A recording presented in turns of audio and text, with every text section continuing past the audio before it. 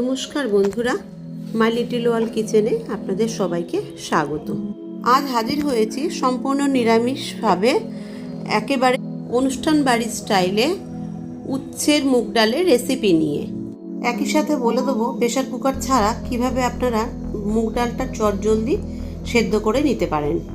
আশা করছি আজকের আমার এই রেসিপি আপনাদের খুব ভালো লাগবে। আমার চ্যানেল এখনও সাবস্ক্রাইব না করা থাকলে সাবস্ক্রাইব করার অনুরোধ রইল। এখানে আমি একটা পাত্র নিয়ে নিয়েছি, তার মধ্যে আমি নিয়ে নেব সোনামুখী মুগ ডাল।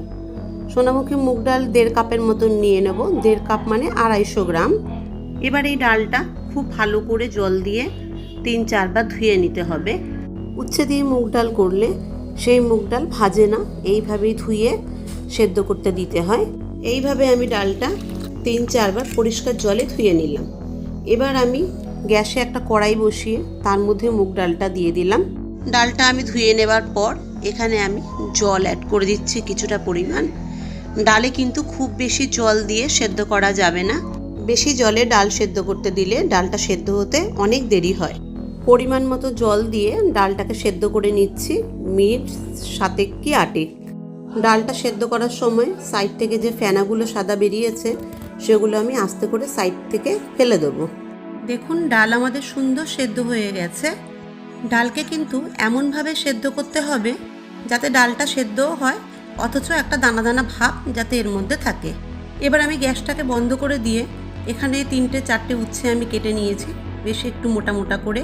তারপর একটু লবণ দিয়ে দিলাম, একটু হলুদ দিয়ে দিলাম, দিয়ে এটাকে ভালো করে মিশিয়ে নিতে হবে। উচ্ছেটা লবণ হলুদ দিয়ে 3-4 মিনিট রাখার পর এখানে ডালের মধ্যে আমি দিয়ে দেবো 1 চামচ লবণ। লবণটা দেওয়ার পর ডালটা ভালো করে নাড়াচাড়া করে রেখে দেবো। এবার আমি একটা কড়াই নিয়ে নিলাম, কড়াইতে দিয়ে দিলাম রিফাইন তেল কিছুটা পরিমাণে। তেলটা যখন গরম হয়ে যাবে তখন আমি এর মধ্যে কেটে রাখা উচ্ছে দিয়ে দেবো, যাতে আমি লবণ হলুদ মাখিয়ে রেখেছিলাম 5 মিনিটের জন্য। উচ্ছেটাকে মিডিয়াম ফ্লেমে রেখে একটু ভালো করে নাড়াচাড়া করে নেব যতক্ষণ না একটু লালচে ভাব কালার হয়ে আসে।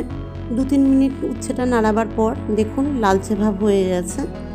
এখন আমি তেল থেকে উচ্ছেগুলো উঠিয়ে ডালের মধ্যে দিয়ে দেবো সম্পূর্ণ উচ্ছেগুলো ডালে দেবার পর আমি ডালটাকে একটু ভালো করে নাড়াচাড়া করে নেব উচ্ছেগুলোর সাথে, উচ্ছেগুলো যাতে ডালের সঙ্গে মিশে যায়। ডালটা অনেক ঘন আছে। এখন আমি এতে অ্যাড করে দেবো গরম জল।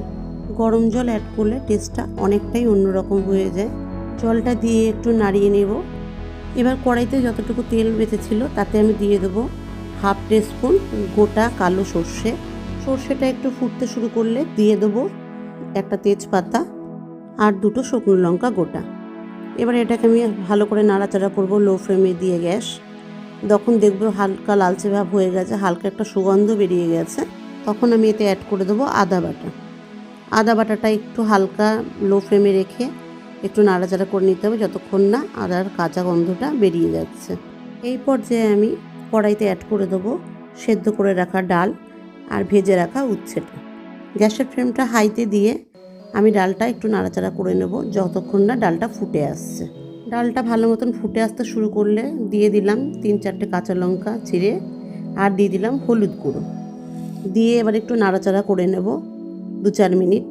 এরপর দিয়ে দেবো 1/2 চামচের মতন চিনি। এবার চিনিটা দিয়ে আমি নাড়াচাড়া করতে থাকবো আরও 2-3 মিনিট। নিরামিষ ডাল রান্না করলে চিনি না দিলে কিন্তু টেস্টটা ভালো হয় না। দেখুন উচ্ছেগুলো সেদ্ধ হয়ে গেছে, আমার ডালও অনেকটাই ঘন হয়ে গেছে। দেখুন ডাল আমাদের একদম রেডি সার্ভ করার জন্য। খেতে কিন্তু সত্যিই দুর্দান্ত হয়।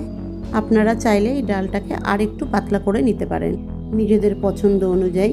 তবে ডাল রান্না করার সময় কিন্তু অবশ্যই গরম জল মিশিয়ে নেবেন।